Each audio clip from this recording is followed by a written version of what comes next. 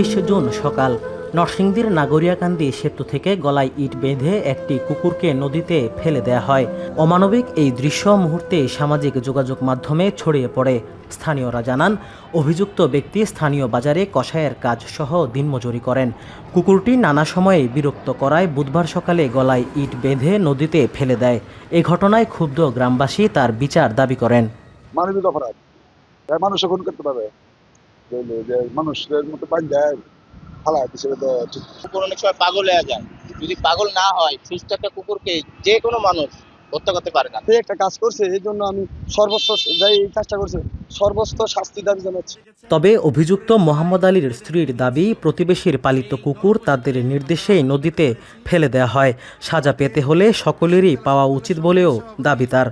বলছে যে ইট বানতে গলা 72 ঘন্টা ময়েশ্চার লক সমৃদ্ধ লিলি হুইপ শিয়া মিস্টিক গ্লোয়িং বডি ওয়াশ। শিয়া বাটারের গুডনেস স্কিন রিপেয়ার করে রাখে সফট ও গ্লোয়িং, ছড়িয়ে দেয় লং লাস্টিং ফ্রেগন্যান্স। বাইন্দা একবারে পানি ফেলাই দিতে। এই জায়গার মধ্যে আমার স্বামীর কোনো দোষ নাই স্যার, সব দোষ ওই খালারটা আমার জামাইরা ফাঁসাইছে। এদিকে বিষয়টি সামাজিক যোগাযোগ মাধ্যমে ছড়িয়ে পড়ার পরই এলাকাবাসীর সহায়তায় অভিযুক্তকে নাগরিয়াকান্দি এলাকা থেকে গ্রেপ্তার করে পুলিশ। এই ঘটনায় অভিযুক্ত মোহাম্মদ আলীকে এরই মধ্যে আদালতের মাধ্যমে কারাগারে পাঠানো হয়েছে। সামাজিক বিচারে কিছু দায়বদ্ধতা আছে, আমরা ওই লেভেলটা ক্রস না করে, যে সীমাটা ক্রস করা যাতে না হয়, আমরা প্রশাসনের কাছে তাকে হ্যান্ড ওভার করে দিয়েছি। ব্রিজ থেকে নদীতে ফেলে দেওয়ার ঘটনায় নিয়মিত মামলা রুজু হয়েছে।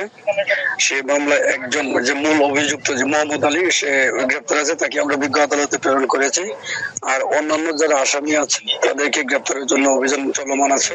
যে কারণেই হোক না কেন, পালিত প্রাণীদের প্রতি এমন অমানবিক আচরণ থেকে আমাদের সকলেরই বিরত থাকা উচিত বলে মনে করেন সংশ্লিষ্টরা। রাকিবুল ইসলাম, এখন নরসিংদী।